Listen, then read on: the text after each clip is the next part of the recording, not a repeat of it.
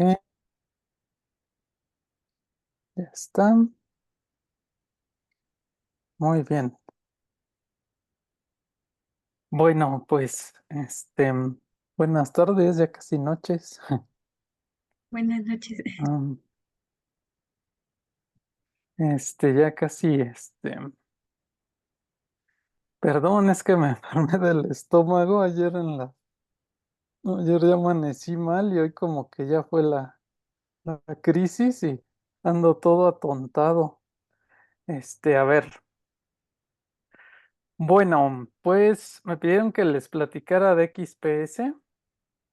Y pues el XPC, primero les voy a poner aquí lo que significa, que pues a lo mejor es la primera vez que lo oyen, o pues como el idioma oficial de la ciencia ya es el inglés, pues está en inglés esto, ¿no?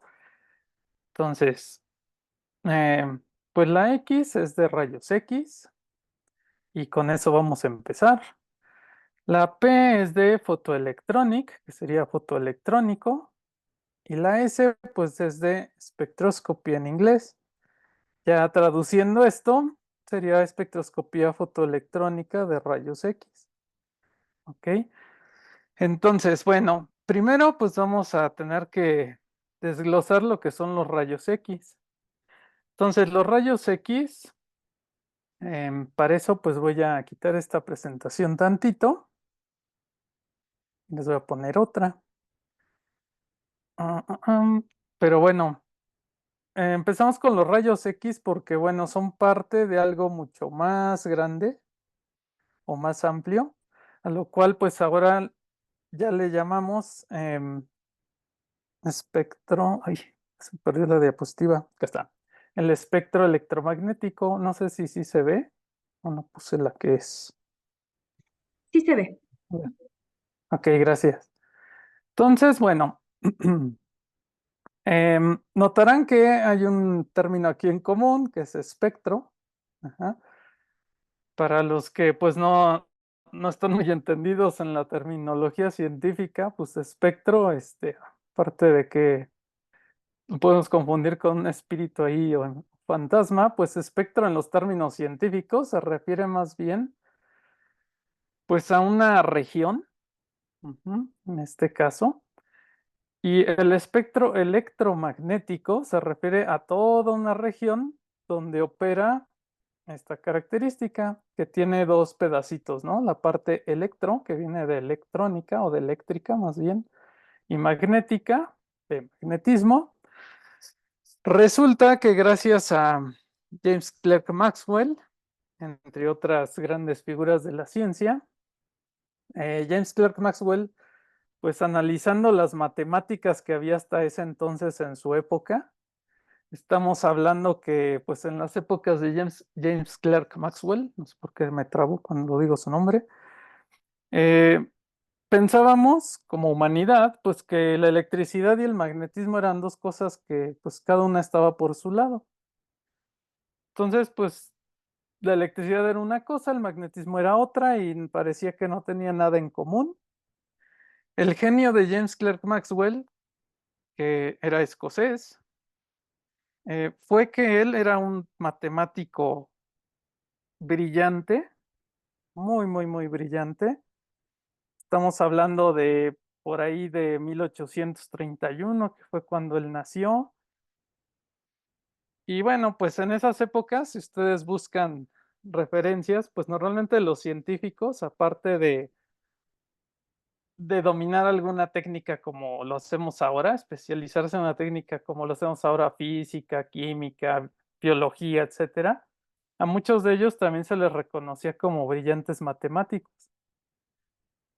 Ahorita, pues como que ya no es tanto, ¿no? Te dicen, tú eres químico, sale químico, pero ya como que las matemáticas no te las toman tanto en cuenta, pero antes sí era muy, muy, muy importante y se te reconocía que aparte de ser, no sé, químico, físico, también eras matemático. Bueno, James Clerk Maxwell resulta que eh, pues era brillante, él daba clases, pero era tartamudo el pobrecito, y entonces se burlaban mucho de él en sus clases porque pues le costaba hablar.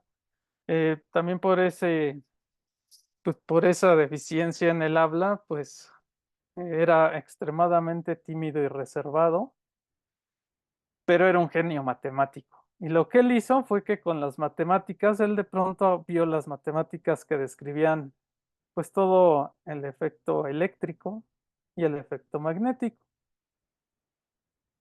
Y pues tuve la genialidad de ver que parecía que hablaban de lo mismo.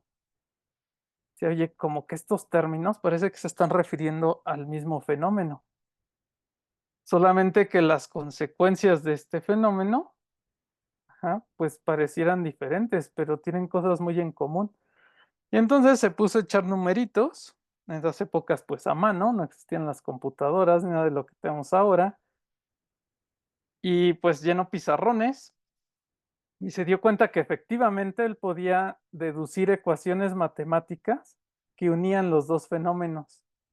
Entonces, con un solo conjunto de fórmulas, él demostró matemáticamente, y cuando demuestras algo matemáticamente, pues en eso se basa todos nuestros avances tecnológicos y científicos. Por eso son tan importantes las matemáticas. Cuando tú logras poner una idea, un concepto en términos matemáticos, entonces puedes utilizar esas matemáticas para predecir cosas que de otra manera no podrías y para diseñar cosas que de otra manera no podrías porque estás basando esos diseños en algo tan pues tan específico y tan preciso y práctico como son las matemáticas. Entonces, cuando eso salió a la luz, pues se demostró fuera de toda duda eso, que la electricidad y el magnetismo eran como las dos caras de una misma moneda. ¿Por qué esto fue tan importante?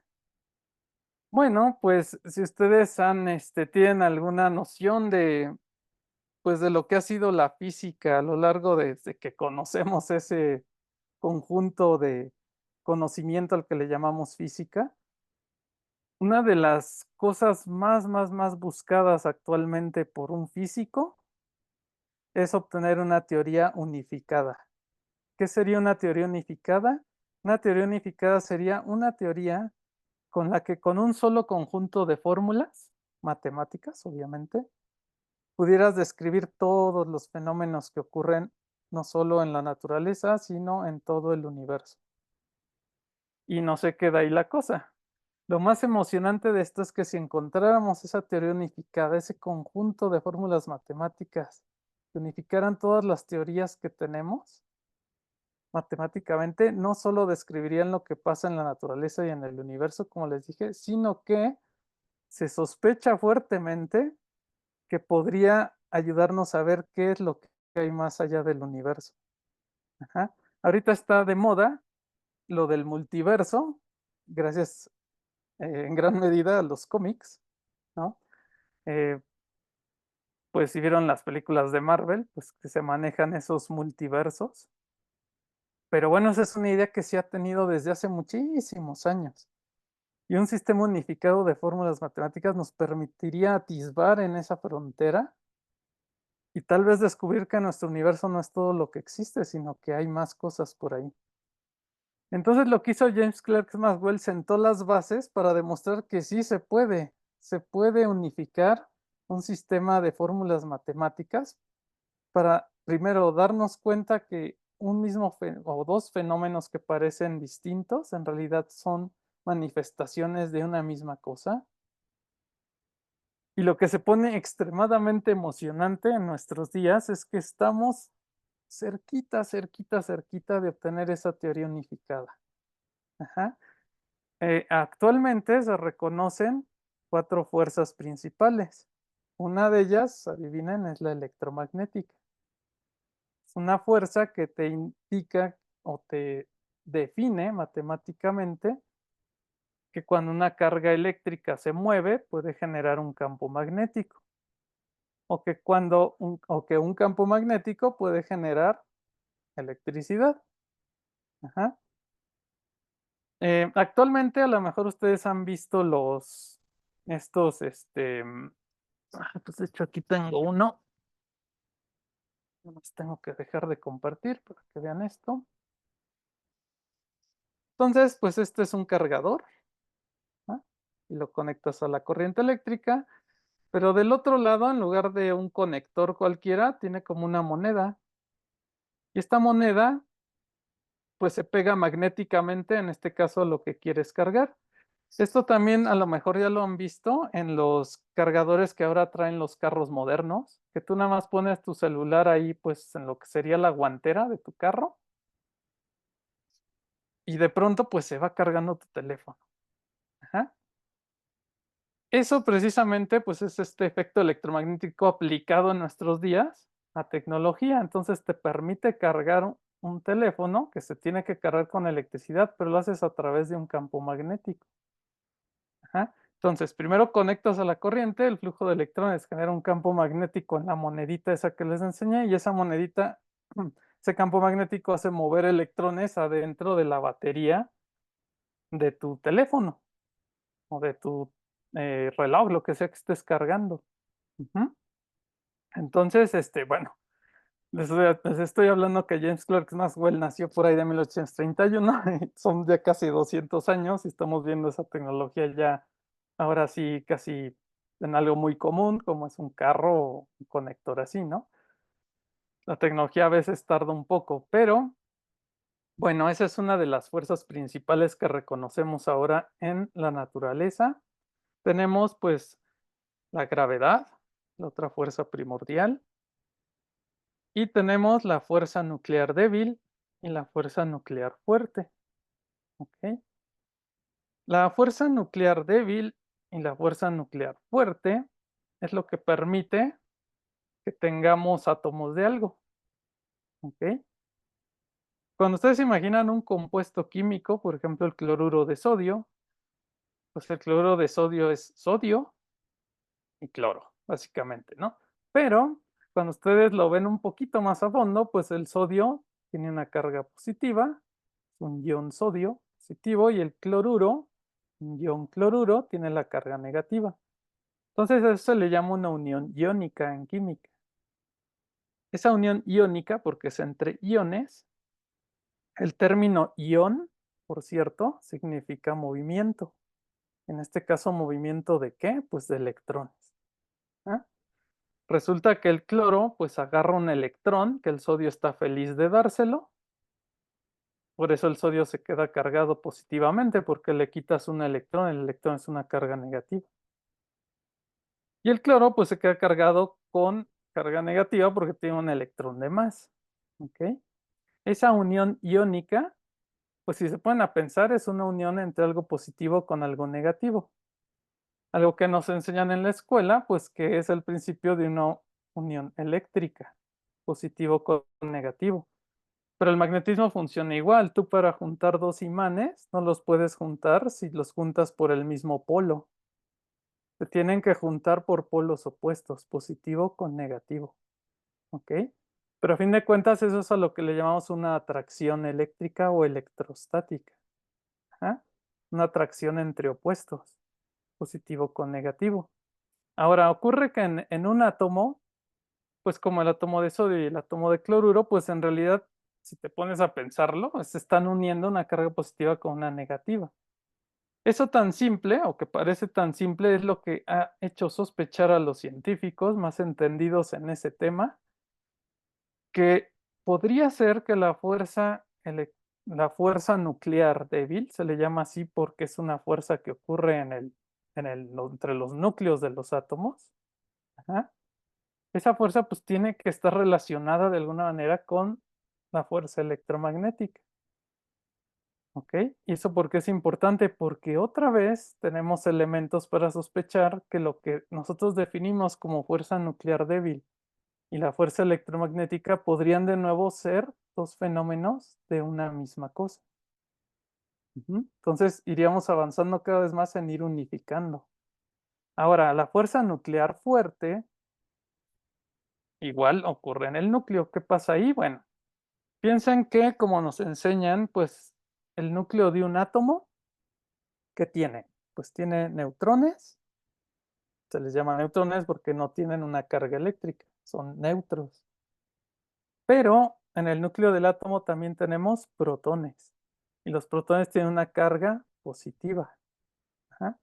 Y alrededor de ese núcleo, no están en el núcleo, están afuera, moviéndose ahí de manera difusa.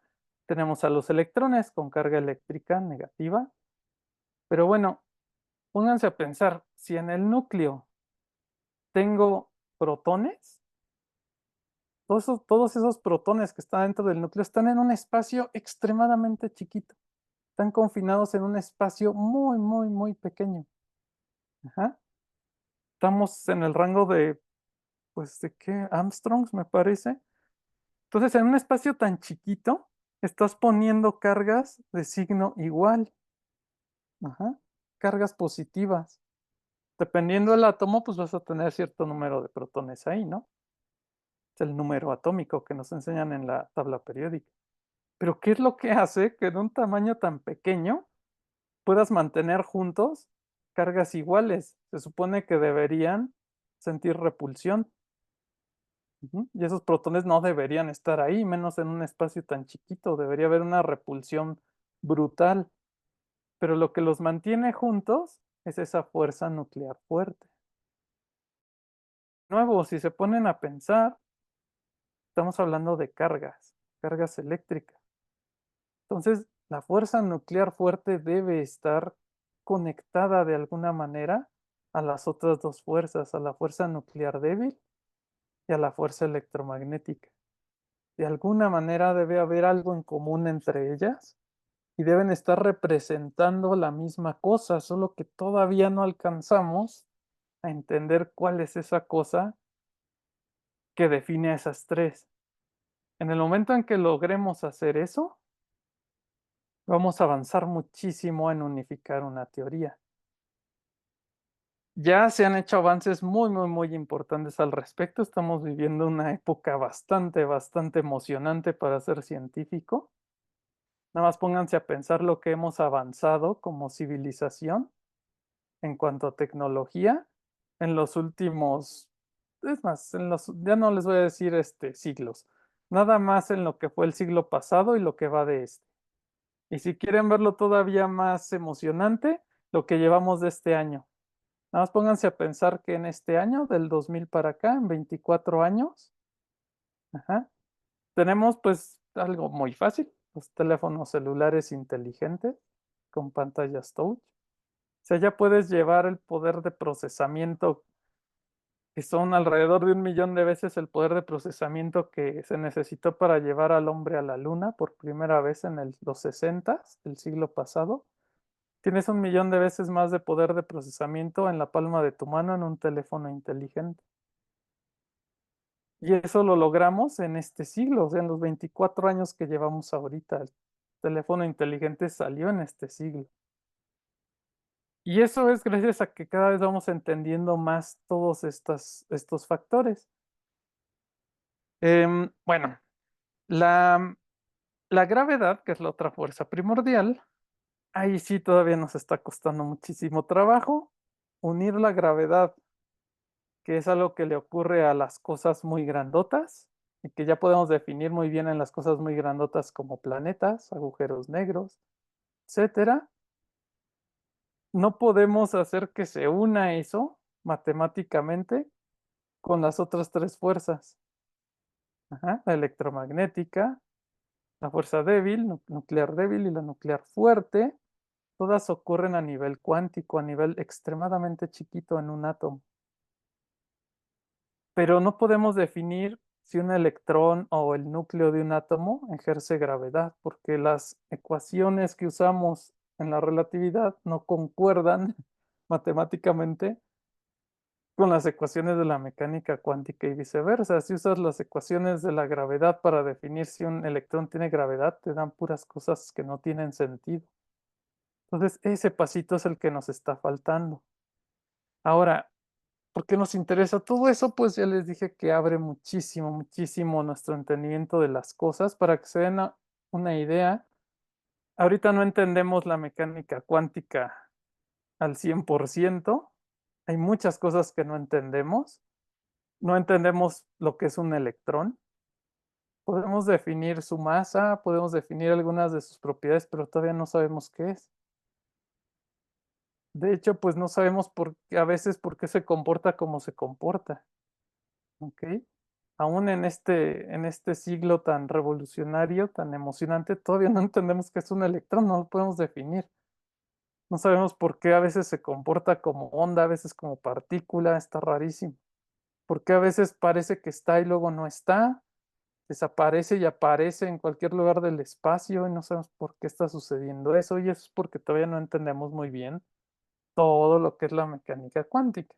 Ahora, si no hemos entendido muy bien lo que es la mecánica cuántica y aún así todos los logros que hemos conseguido, el Internet, los teléfonos inteligentes que ya les dije, todas esas revoluciones tecnológicas son con nuestro entendimiento tan pobre y deficiente que tenemos actualmente de la mecánica cuántica. Imagínense lo que vamos a lograr cuando la entendamos mejor. Y gracias a la teoría de la relatividad tenemos el GPS, por darles un ejemplo muy práctico. Gracias al GPS, pues ahora tú puedes pedir por Internet, que el Internet está basado totalmente en la mecánica cuántica. Entonces tú puedes pedir por Internet desde tu teléfono una pizza y el repartidor de la pizza puede llegar a entregártela gracias a la teoría de la relatividad por el GPS. Ujú. Entonces, pues ahí, aunque de manera práctica están unidas las dos teorías, de manera matemática no. Cuando entendamos bien todo eso, vamos a lograr grandes cosas. Ahora, volviendo aquí al espectro electromagnético, pues este espectro electromagnético abarca una región extremadamente grande. Aquí yo nada más les puse un pedacito para irnos así de a poquito. Pero bueno, aquí hay una zona que le llamamos eh, pues luz visible. ¿Visible para quién? Pues para los humanos, ¿no? Porque los seres humanos logramos captar esta región con nuestros ojos, que son pues lo que le llamamos el espectro visible o luz visible. Abarca desde los 400 nanómetros. ¿Esto qué significa? Bueno, pues un nanómetro es 1 por 10⁻⁹ ¿ok? Es una mil millonésima de metro, es algo extremadamente chiquito. ¿Y por qué lo medimos así? ¿Qué es estos 400 nanómetros? Pues significa longitud de onda. La longitud de onda, si la ven acá, lo voy a poner acá. Aquí vemos una onda que va aquí en rojito, ¿ok? Sube, baja, sube, es una ola. Como en el mar, sube, baja la ola, sube, baja. Ahora, si tú mides la distancia entre que sube aquí y luego vuelve a subir acá, esa es la longitud de la onda. Es decir, que si tú te pusieras a medir la longitud de una onda en el mar, pues seguramente te daría de varios metros. Ajá, en lo que sube una ola, baja otra. Ahora, si alguna vez han ido al mar y se quedan flotando ahí en el mar, pues notarán que de pronto la ola te sube y luego baja. Luego otra vez subes y luego baja. Si tú midieras el tiempo, ajá, subes, te sube la ola y empiezas a medir con cronómetro. Bajas y luego vuelves a subir y detienes el cronómetro. Estarías midiendo la frecuencia de esa ola. Ujú. También, si la ola de pronto ves que viene una ola y te sube mucho, pues entonces podrías medir la energía de esa ola. Ujú, esta me subió mucho, debe tener más energía que la otra que ni me movió casi. Entonces la longitud de onda, cuánto mide la ola entre una ola y otra, la frecuencia y la energía, todas las tres, te ayudan a describir esa ola. Frecuencia, la longitud de onda y la energía. Y tú puedes usar una ecuación matemática para pasar de energía a longitud de onda y a frecuencia. Ajá, ¿qué tan seguido? Em, los seres humanos tenemos la mala costumbre de que a veces usamos una cosa o la otra. A veces usamos longitud de onda, pero a veces usamos frecuencia, pero a veces usamos energía. Pero lo que hay que entender es que las tres se refieren a lo mismo, te describen cómo es esa ola. Entonces resulta que la zona que nosotros le llamamos visible, porque repito, visible para nosotros los humanos, por eso le llamamos así, es un pedacito chiquitito que ven aquí en medio de una cosa mucho más grandota, que es ese espectro electromagnético en general. Entonces, el visible, ahora sí me voy a regresar acá porque se ve más fácilmente. Estos 400 nanómetros se refieren a la longitud de las olitas, ajá, que hay en el color azul. Entonces, de nuevo son ondas, olas, ¿ok? Esas olas, pues en el caso del color azul, miden 400 nanómetros entre que sube y luego vuelve a subir. Es algo extremadamente chiquitito, ¿ok? Entonces, de hecho, el azul más o menos está por 480 nanómetros. Lo que está por 400 ya es el violeta y así nos vamos. Azul, verde, amarillo. Ajá. Notarán aquí que algo que pareciera no tener mucha importancia, pero ven que aquí está violeta, azul y luego dice azul guión verde. Bueno, en inglés obviamente, ¿no? Esto es bastante importante, aunque no lo parece, porque hay una zona en la que se confunde un poquito el azul con el verde, ¿ok? Ahorita les cuento algo interesante de eso porque es importante. Pero primero vamos a terminar con esto, llegamos acá hasta el rojo y si se fijan ustedes, cuando ven un arco iris, pues el arco iris, curiosamente, lo ven descompuesto en esos tonos que vemos acá, ¿no? Violeta, azul y en ese orden específico. Violeta, azul, verde. Aquí, si me aguzan un poco la vista, van a ver ese azul verde que está por aquí. Ajá, y luego el amarillo, luego hay naranja y rojo. Y el arco iris, pues se ve así. ¿Por qué se ve en esa forma? Bueno, pues resulta que para empezar, ¿por qué le llamamos arco? Bueno, pues porque parece un arco, ¿no? Geométricamente. Pero en realidad el arco iris, pues es circular, es un círculo, solo que a veces no tenemos la perspectiva para verlo como el círculo que es. ¿Por qué lo vemos así curviado? Pues la razón de por qué vemos curviado un arco iris es porque lo que se encarga de darle esa forma geométrica son las gotitas de agua en la atmósfera. Entonces, la luz que viene del sol, la realidad que te vuela la cabeza, la impresión es que el sol nos está mandando todo esto que ven aquí. Todo el espectro electromagnético nos lo está mandando el sol. La energía que genera el sol en su reacción de fusión nuclear genera toda esta región de energía electromagnética y toda nos la manda para acá. Ahora, gracias al campo magnético de la Tierra, actúa como un escudo y va a empezar a desviar mucha de la energía más alta, las partículas o energías electromagnéticas más altas se van a ver desviadas por ese campo magnético de la Tierra. Y esto es lo bonito de todo, ¿no? Gracias a que es el electromagnetismo, ¿por qué existe ese campo magnético en la Tierra? Gracias al electromagnetismo.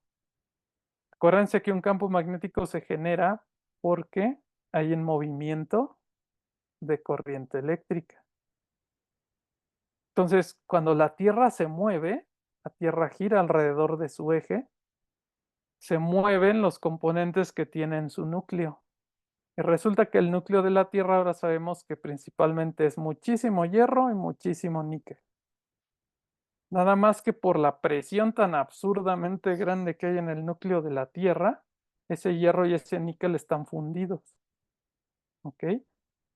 Entonces son una masa ahí líquida, pastosa, que cuando la Tierra rota, se están moviendo y esos tienen cargas. Y al mover esas cargas se genera un campo magnético y si no fuera por ese campo magnético estaríamos como Marte. Marte no tiene campo magnético y es un planeta pues estéril. Ajá.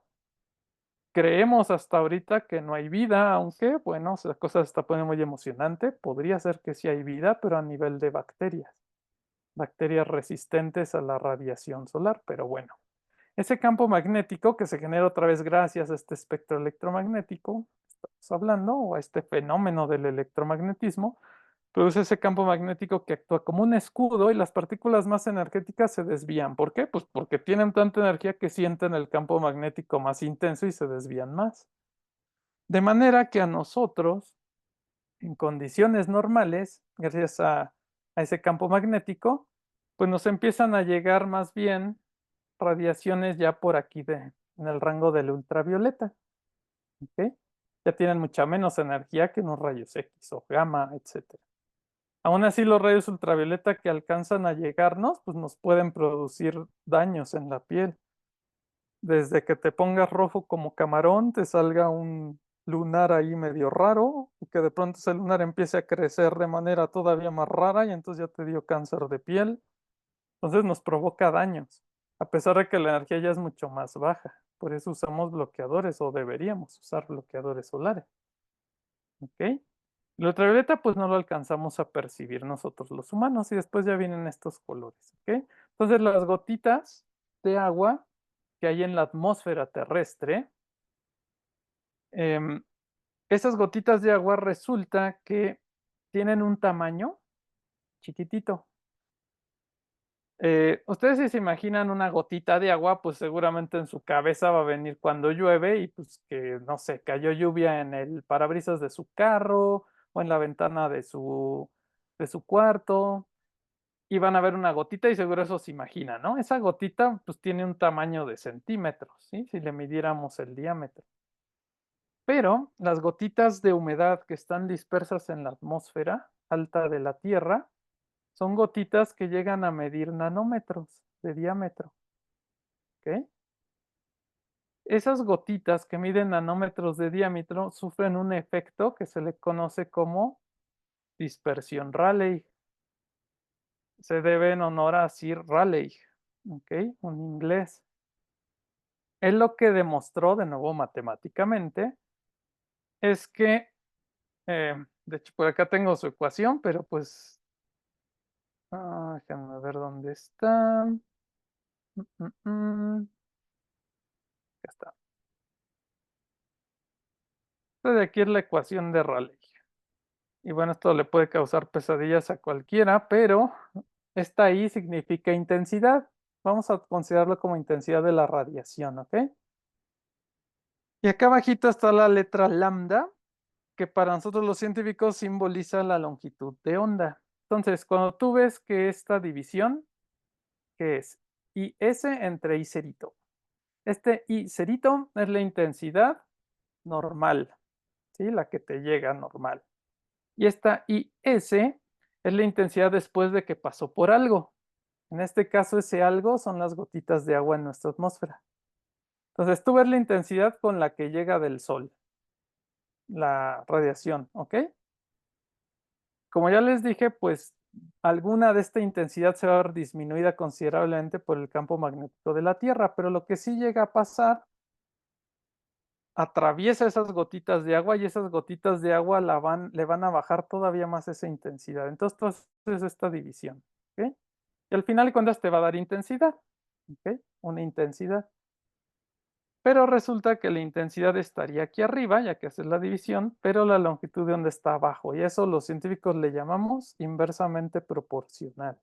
Eso quiere decir que si la intensidad es grande, la otra es chiquita. O al revés, si la longitud de onda es chiquita, la intensidad es grande. Entonces, si nos regresamos acá, de estos, ¿qué sería lo más intenso? Pues lo más intenso te lo debe dar longitudes de onda chiquitas, o sea que el azul va a ser más intenso que el rojo. El amarillo es más intenso que el rojo, el violeta es más intenso que el azul o que el verde. ¿Por qué? Porque su longitud es más chiquita. Y de acuerdo a esa ecuación que definió Rayleigh, la intensidad es más grande si la longitud es más chiquita. Ok, entonces, la otra cosa que definió Rayleigh en su ecuación es que partículas que tengan una longitud de onda de un tamaño igual a la longitud de onda la que las atraviesa se va a dispersar más. ¿Y qué es dispersar? Dispersar, pues el mejor ejemplo que les puedo poner es cuando si han visto el juego este de billar, en el que acomodan unas bolas con números, cada bola tiene un número y normalmente un color, y las acomodan en forma de triángulo. Y después con una pelota blanca le pegan y la energía de esa pelota blanca hace que se dispersen todas las otras pelotas de colores en diferentes direcciones. Eso es la dispersión. Tú mandas algo con energía, le pega otra cosa y generas una dispersión. O sea, puedes generar otras partículas que salen para todos lados, se dispersan. Bueno, y lo que dijo Raleigh en esa ecuación que ya les enseñé es que también si las partículas son del mismo tamaño que la longitud de onda que les pega, se va a dispersar muchísimo esa longitud de onda. ¿Esto qué quiere decir? Bueno, pues que en nuestro cielo resulta que el planeta Tierra tiene mucha humedad en la atmósfera. Esas partículas sí, partículas gotitas de agua son del tamaño justo cercano a esos 480 nanómetros del azul y se da el efector de dispersión de Rayleigh. Como las pelotitas de agua que hay en la atmósfera miden prácticamente lo mismo que la longitud de onda del azul, lo que más se va a dispersar es el azul. Y como tienes miles de millones de millones de millones de gotitas de esas en la atmósfera, cada gotita de esas actúa como un centro dispersor. Entonces llega el azul, tiene el mismo tamaño que la gotita de agua redispersa esa longitud del azul, choca con otra gotita y con otra y con otra y todas están dispersando el azul. Es como si el azul se quedara rebotando ahí en la atmósfera y por eso vemos el cielo azul. ¿Ok? Por eso no lo vemos verde, etcétera. Este, bueno, y aquí pues les podría dejar yo unas preguntitas para estimular su curiosidad, pero una es que la ecuación de Rayleigh nos dice también que si la partícula mide poquito más chiquito que la longitud de onda, también se va a dispersar. Y de hecho va a tener una intensidad mayor. Entonces, ¿por qué no vemos el cielo violeta? No deberíamos ver violeta porque el violeta se dispersaría con una intensidad mayor que el azul. ¿Ok? Y bueno, eso es por si a alguien le da curiosidad de investigar. Eh, y pues también habrán notado que hay veces que pueden ver el cielo de tonos más naranjas o más rojos. Eso quiere decir que ya lo que se está dispersando en la atmósfera son eh, longitudes de onda más grandes, ajá, como el rojo o el morado. Digo, el rojo o el morado, el rojo o el naranja. A veces se ve rosáceo, sí, ya tonos rojizos, pues. Muchas veces estos tonos rojizos se ven en el amanecer o en el atardecer y curiosamente se ven mucho más en invierno. Todo eso tiene que ver. Pero bueno, para ya no atorarme mucho en esto, que es fascinante el espectro electromagnético, pero pues ya voy a hablar un poquito rápido de esto. Me gustaría hablar hacia acá porque está también bien emocionante. Lo único que les voy a decir es que pues hacia longitudes de onda más amplias, longitudes de onda más grandotas de los nanómetros, pues tenemos el infrarrojo. El infrarrojo es calorcito. Y más allá del infrarrojo tenemos las microondas. ¿Por qué les llamamos microondas? Pues porque ahí las ondas, su longitud ya no es de nanómetros, sino de micras. La micra es 1 por 10 a la menos 6, o sea, una millonésima de metro. O sea, aquí ya son más grandotas y por eso se les llama microondas. Ahora, las microondas, pues lo primero que piensan seguro es en este horno, que nos ayuda a calentar las cosas. Bastante interesante también por qué las microondas calientan las cosas. Pero todavía más interesante es que las microondas también las utilizamos para nuestros sistemas de comunicación actual. El Wi-Fi o Internet son microondas. La telefonía celular son microondas. ¿Ok? Y ustedes verán que, por ejemplo, en el caso de la telefonía celular, pues es nuestro medio principal de comunicación actualmente. Eso y el Internet. Y el Wi-Fi del Internet también son microondas. Entonces, vean la importancia que tiene esto del espectro electromagnético en nuestra vida diaria. O sea, ahorita concebir la comunicación actual sin un celular volveríamos a los 80 por ahí cuando nos teníamos que comunicar con el teléfono de disquito y cosas así, ¿no?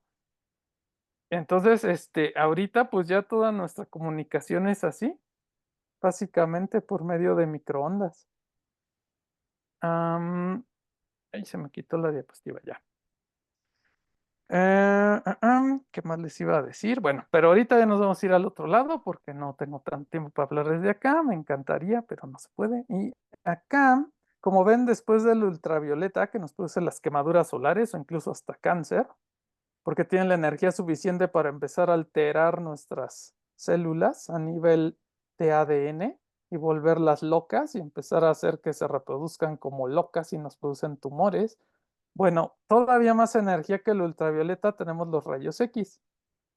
Ahora, los rayos X también tienen su clasificación porque hay rayos X suaves y rayos X fuertes. ¿Ok?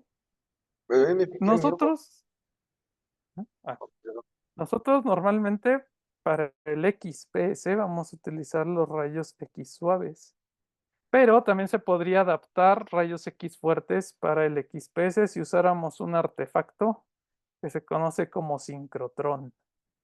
Ajá. Un sincrotrón te puede generar rayos X fuertes. Y pues como todo esto es el espectro electromagnético, si quieren lo pueden entender como una analogía, como luz, diferentes tipos de luz. Así como la luz, a lo que nosotros le llamamos luz, son colores, pues aquí también podrías hablar de colores, solamente que no los percibimos como tales, ¿no? Entonces los rayos X suaves tienen un color más débil que los rayos X fuertes, por ejemplo. ¿Ok? Entonces nosotros normalmente en un aparatito común de XPS, pues vamos a usar rayos X suaves. Los rayos X suaves también los utilizamos para ver radiografías, porque los rayos X suaves tienen la energía suficiente para penetrar tejido blando, como nuestra piel, pero tejido más denso como nuestros huesos ya no. Ajá.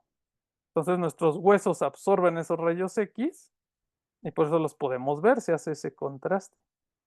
Ya los rayos X fuertes, pues eso sí, estamos hablando de una energía mucho más grande. A lo mejor les surge la duda de, oiga, pero en cierta forma, si los rayos ultravioleta me acaba de decir que nos pueden provocar cáncer, ¿qué pasa si me saco una radiografía? ¿No es peor? Y pues sí, ciertamente, porque es más energía, pero los rayos ultravioleta te toman años, décadas para que te puedan producir cáncer, una exposición por años para que te produzcan cáncer. De hecho, pues gente ya anciana como yo, pues es cuando empiezas a ver qué más te salen manchitas. Esas manchitas empezaron a originar hace 20 o 30 años. Y hasta ahorita estás viendo las consecuencias de no ponerte bloqueador solar. Los rayos X suaves, pues sí, efectivamente tienen más energía, sí, efectivamente te harían más daño, pero pues tampoco es que te estés sacando radiografías a cada rato, ¿no? Y hay un límite de radiografías que te puedes sacar al año, precisamente para evitar ese daño. ¿Ok? Bueno, entonces, pues esos son los rayos X que usamos nosotros.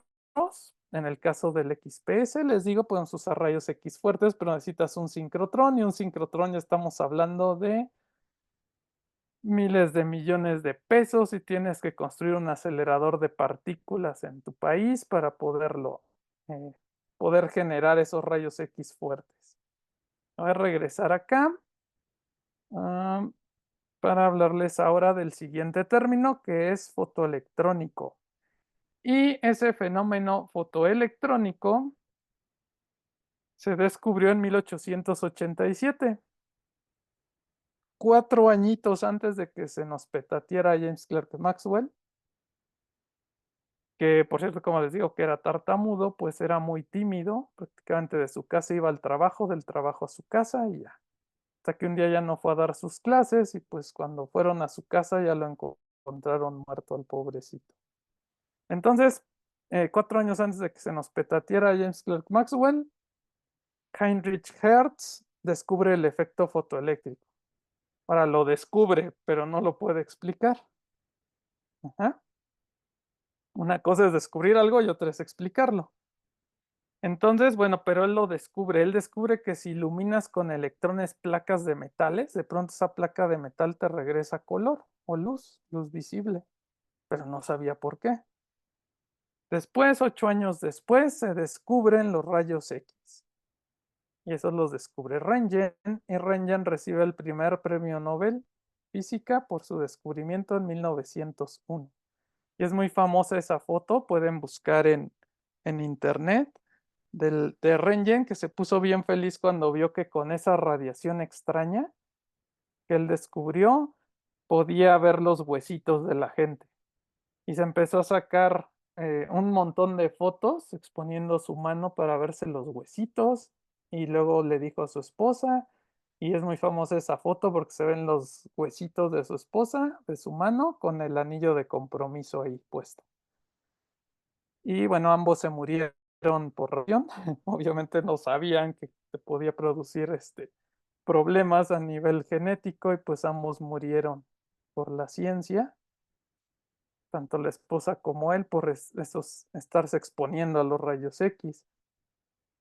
Después, 10 años después, en el año ese milagroso, que así se le llama, el año milagroso de Einstein, que fue por ahí de 1905 cuando sacó sus trabajos más importantes y la parte lo sacó en el mismo año.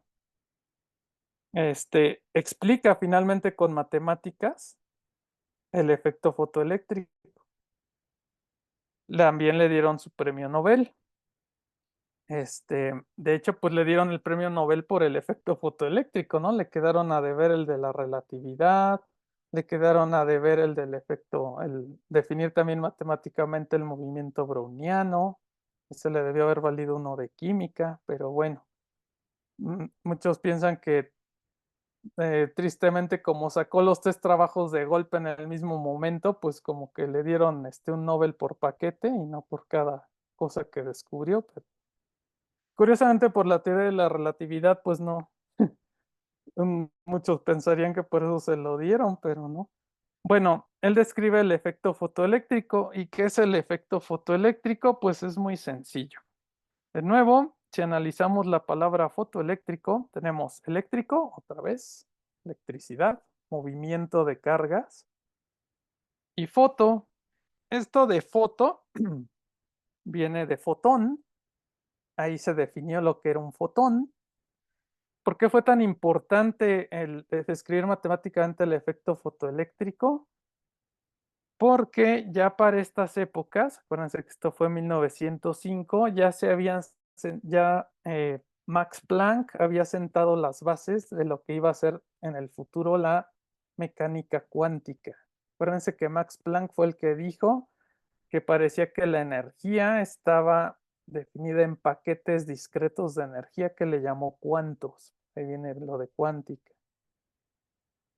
Y eso era lo que se veía a nivel experimental, era la manera de explicar los fenómenos que se observaban. Pero, de nuevo, no había matemáticas que lo comprobaran o lo describieran. Fue Albert Einstein el que llegó para definir matemáticamente ese efecto. Y con eso sentó las bases para reforzar lo que decía Max Planck. Y básicamente, pues Albert Einstein fue uno de los papás de la mecánica cuántica, aunque él nunca le gustó mucho la mecánica cuántica, resultó ser uno de los padres de la mecánica cuántica.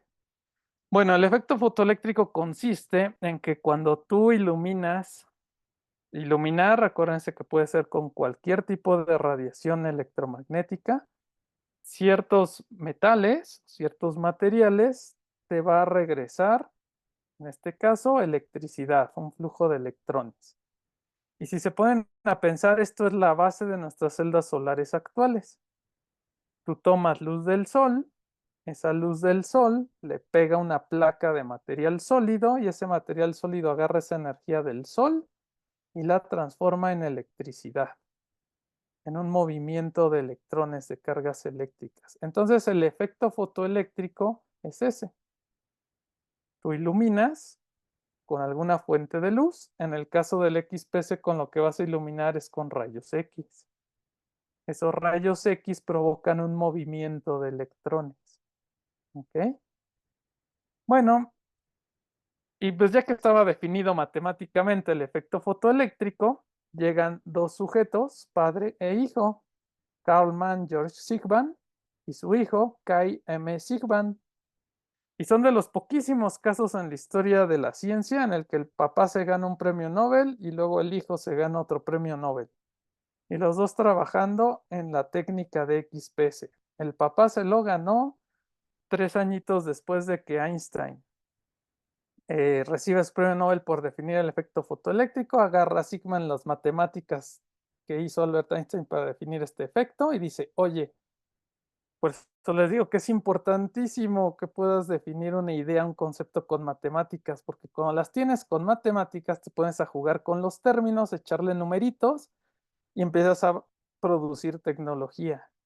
Y Sigma papá agarró esas ecuaciones de Einstein y dije, oye, yo creo que esto lo puedo aplicar en algo tecnológico.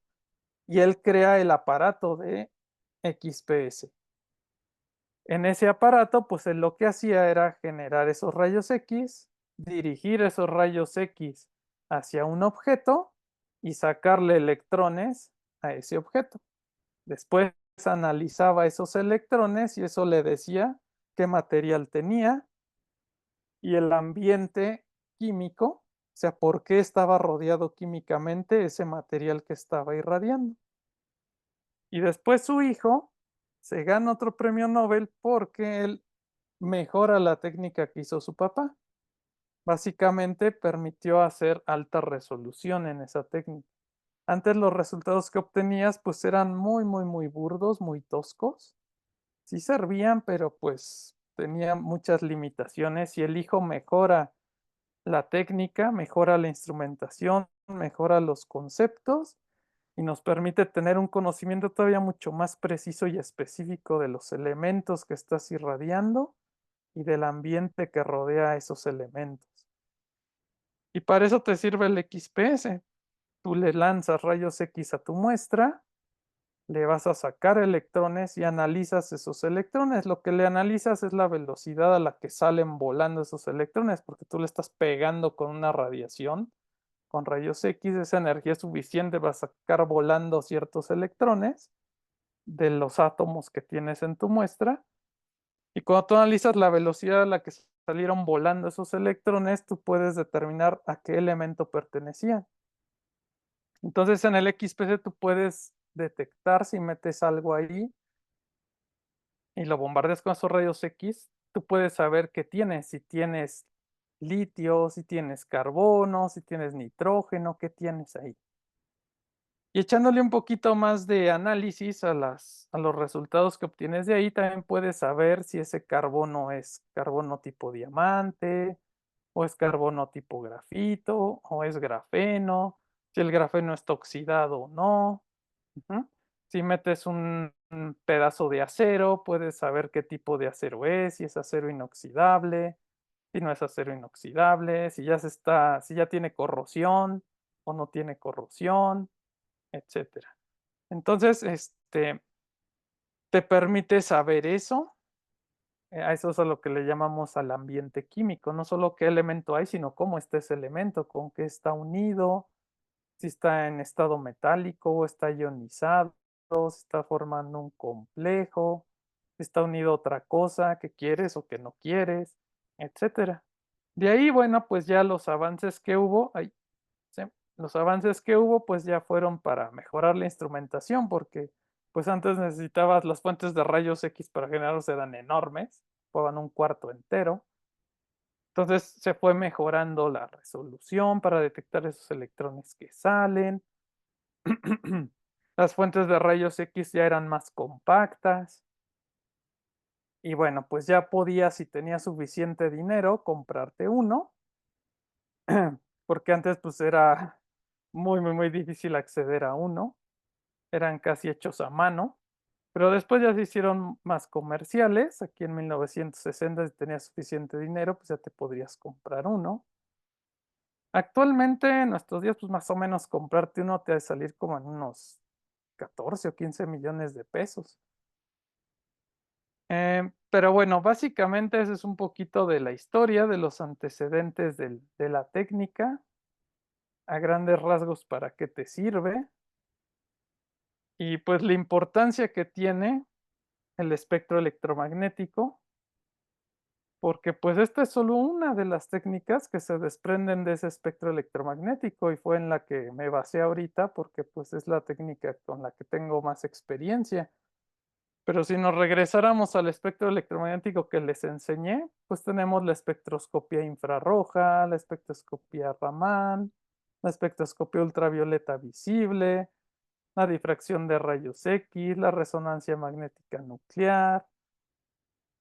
Casi todas las técnicas que lleven el nombre espectroscopía tienen que ver con el espectro electromagnético. Y cada una de ellas nos ha permitido entender a la naturaleza y al universo desde átomos hasta cosas tan inmensas como planetas, estrellas que tienen millones de veces la masa de nuestro Sol, agujeros negros. Nos ha permitido ver que existen o empezar a estudiar galaxias o sistemas solares antiquísimos, casi de unos pocos millones de años después de que se inició todo este relajo que le llamamos el Big Bang. Y todo eso gracias a todo este espectro electromagnético. Como les dije, es la base de nuestras comunicaciones, es la base de nuestra tecnología actual de computadoras, de semiconductores. Todo eso está basado en la cuántica. Entonces, pues la verdad, si ves esto y no te fascina la ciencia, lo que estamos logrando actualmente y lo que viene, que todavía se está poniendo mucho mejor, es una época muy, muy, muy fascinante. Em, pero bueno, pues ya no me quisiera extender más porque podría seguir hablando por horas, pero creo que ya, ya estoy en tiempo, entonces pues no sé si tengan algún comentario, tomar agüita porque ya se me secó la garganta. ¿Alguien tiene alguna pregunta o comentario? Oh, oh, ay, me hace que ya los dormí. No, no, no, para nada, doctor. Aquí estamos atentos. A Que ver, sí tengo déjeme. antecedentes, ¿eh? Una vez le estaba enseñando a jugar ajedrez a mi novia y estaba su perrito y los dos se durmieron. En serio, el perrito hasta se puso a roncar. ¿Qué Ah, tal, ujú. doctor? Buenas tardes. Hola. No, ¿cómo cree? Aquí estamos atentos. Este, pues no es una pregunta, nada más es un comentario, nada más el agradecerle de parte del capítulo por este apoyo que nos da con todo esto muy interesante que pues fue más que XPS, ¿no? También la parte de las fuerzas fundamentales y todo, que a mí me parece por lo menos tremendamente interesante. Entonces, de verdad, doctor, nada Ujú. más de parte de todo el capítulo, muchas gracias por el apoyo que nos brinda.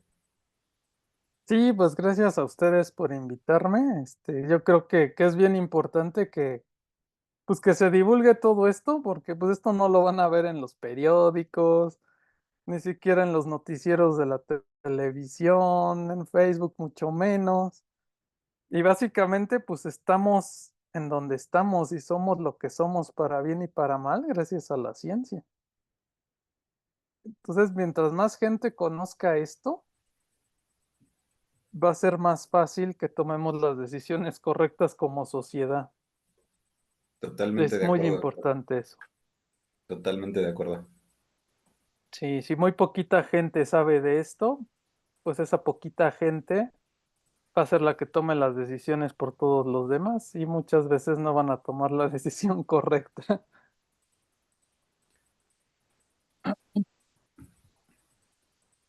Ay, Sí, concuerdo. Muchísimas gracias, doctor. Y pues también, sí, muchas gracias por hacer de este webinar un poco más allá de XPS, porque pues es importante, ¿no? Lo impresionante que es la ciencia y el cómo la vemos en algo tan simple como el color del cielo, que siempre lo vemos azul, pero no sabemos por qué. Y pues aquí está la explicación. O algo que es tan fundamental en estos días en la medicina como son los rayos X.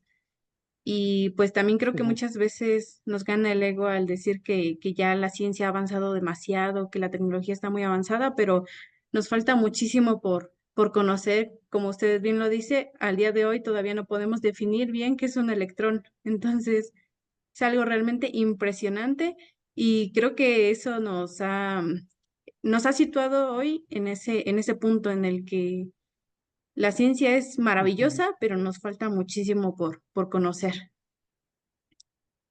Y pues Sí, mira, eso también es bien, bien, bien importante. O sea, no se desanimen. Yo cuando pues me metí a química, la verdad es que a veces, tú, no sé, te metes a estudiar tu maestría, incluso el doctorado, lo que sea, un postdoctorado, y a veces uno se desanima porque dice, híjole, o sea, cuando te metes a estudiar una carrera científica, empiezas a ver toditita la cantidad de información que sale y tú buscas artículos, sobre todo en maestría o en doctorado, y dices, oye, es que diario sale un montón de artículos, o sea, como ya no hay nada nuevo por descubrir y al contrario, las cosas por descubrir son muchísimo mayores que las cositas que sabemos. Cuando más te empiezas a dar cuenta de lo poquito que sabes, aunque parezca que no es así, pero sí es así, en serio, créanme que es tan poquito lo que sabemos a comparación de todo lo que hay allá afuera.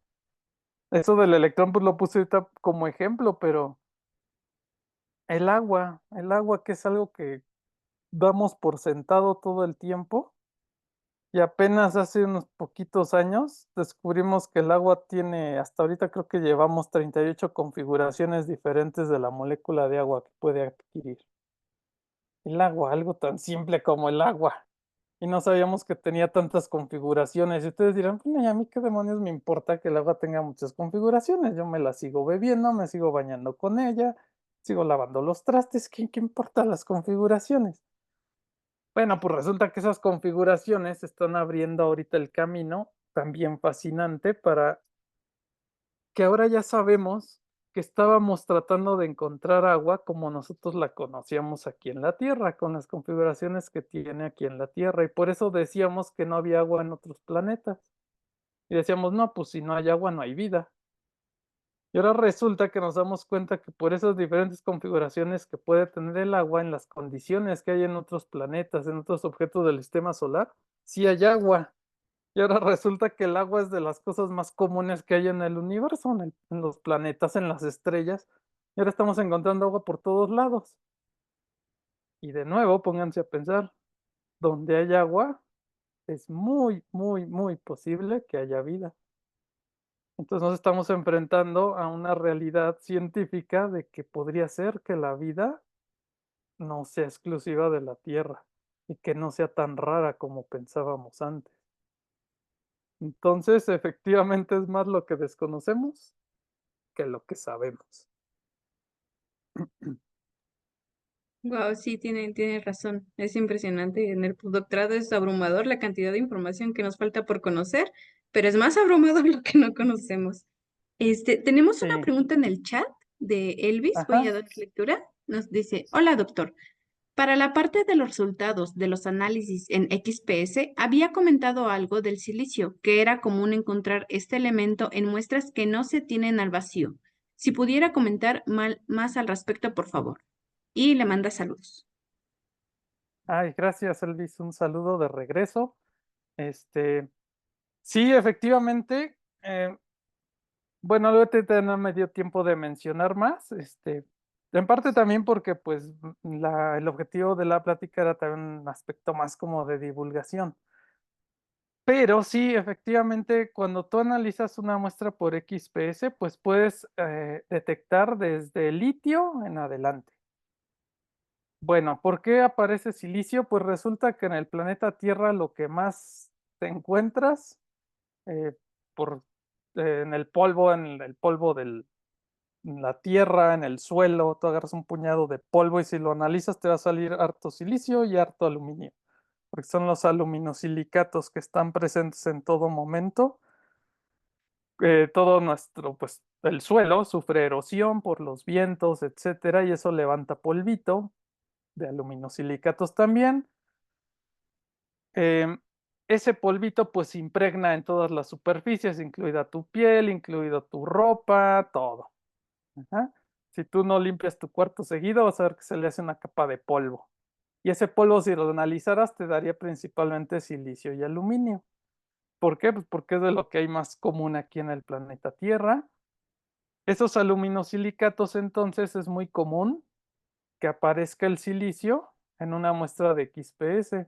simplemente porque pues tu muestra va a estar siempre expuesta a que le caigan esas capitas de polvo del ambiente, a menos que todo el tiempo, y me refiero a todo el tiempo, estuvieras trabajando en una atmósfera que no tuviera ni siquiera rastros de polvito.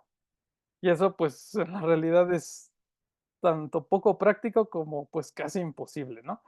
Necesitarías una instalación donde todo el tiempo estuvieras trabajando con vacío para empezar, para sacar todo ese polvo. Y aún así necesitarías un vacío muy, muy, muy pronunciado que te saldría carísimo. Cuando llevaras tu muestra del laboratorio a analizar al equipo, pues también cómo le haces para que no se exponga al ambiente. Entonces es muy común que sí te salgan siempre esas señales de silicio y aluminio, al menos aquí en el planeta Tierra, porque es de lo que hay muchísimo. Ujú. En cierta forma, pues eh, uno se puede confundir porque pues si tú estás midiendo algo que sí tiene silicio y aparte pues, lo tienes que diferenciar del silicio que te encuentras en el ambiente, pues ahí sí se pone un poco complicado. Ajá. Si ese es el caso, pues ya tienes que hacer un estudio más concienzudo, más minucioso para distinguir el silicio de tu muestra del silicio del polvo que hay, ¿no? Pero eso ocurre mucho en otras técnicas. Por ejemplo, en la microscopía electrónica de barrido, de pronto tú ves ahí como roquitas. Cuando ves una micrografía y dices, ¿esto qué es? Y lo analizas y si tienes ese aditamento para ver también qué elementos tiene y te sale silicio. Oye, pero mi muestra no tiene silicio. Pues no, pero en lo que la preparabas, lo que la llevaste al aparato, pues ahí está la roquita de silicio. Entonces sí, por eso es que te aparece, es muy común pues, por el ambiente aquí en el planeta Tierra. Ujú. De acuerdo. Muchísimas gracias, doctor, por la respuesta. Y bueno, Sí, aquí, aprovechando esta pregunta, ¿de qué, más o menos, de qué grosor sería común ajá. encontrar esta capa de suciedad o esta capa de silicio? ¿Cómo en qué orden anda? Pues mira, el XPS, al menos la técnica, así como les digo, con los rayos X suaves, los rayos X, aunque sean suaves, penetran muchas capas. Pueden penetrar hasta micrómetros. Ajá. eh, Unas 5 micras, etcétera. Pero la técnica de XPS nada más te va a dar información de una capa de alrededor de 5 a 7 nanómetros. ¿Sí? De la superficie de tu muestra, nada más de 5 o 7 nanómetros.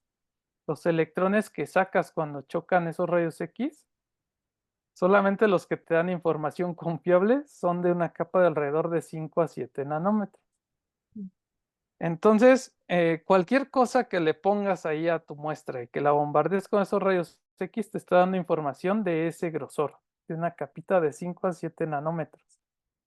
Si tú ves silicio, pues es que tiene silicio en esa capita de entre 5 a 7 nanómetros, pero esa capita de silicio podría ser mayor de ese tamaño.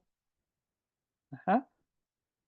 Más o menos, pues las monocapas de polvo pueden llegar a alcanzar también tamaños de micras. O sea, simplemente si tú, como les decía el ejemplo, si tú no limpias un libro en mucho tiempo y de pronto ya ves que tiene una capa de polvo y la puedes ver, la resolución que tiene el ojo humano para distinguir algo es de alrededor de 0.1 milímetro. Ajá. Un milímetro es 1 por 10 a la menos 3 metros. Tú estarías viendo aproximadamente 0.1 milímetro, pues, que sería como 1 por 10 a la menos 4 metros. Entonces, si lo puedes ver, está en ese rango y ya es una capa muy, muy, muy gorda de polvo. En el caso de si te aparece el silicio en tu muestra, pues seguramente, les digo, puede alcanzar monocapas de tamaños de micras. Entonces, pues eso respondería a la pregunta. Lo que sí es que tú estás observando en el XPC nada más una capa de superficial de 5 a 7 nanómetros. Ahora, sí puedes limpiar la superficie. Adentro ya del equipo, si el equipo tiene ese aditamento, tú puedes, digamos, como lijar la superficie para limpiarla y le podrías ir quitando esas capitas de polvo, de silicio. Pero de nuevo, va a ser muy difícil que logres quitarla toda porque una capa de polvo sí puede ser bastante gordita. Pero sí disminuye la señal, eso sí, de silicio.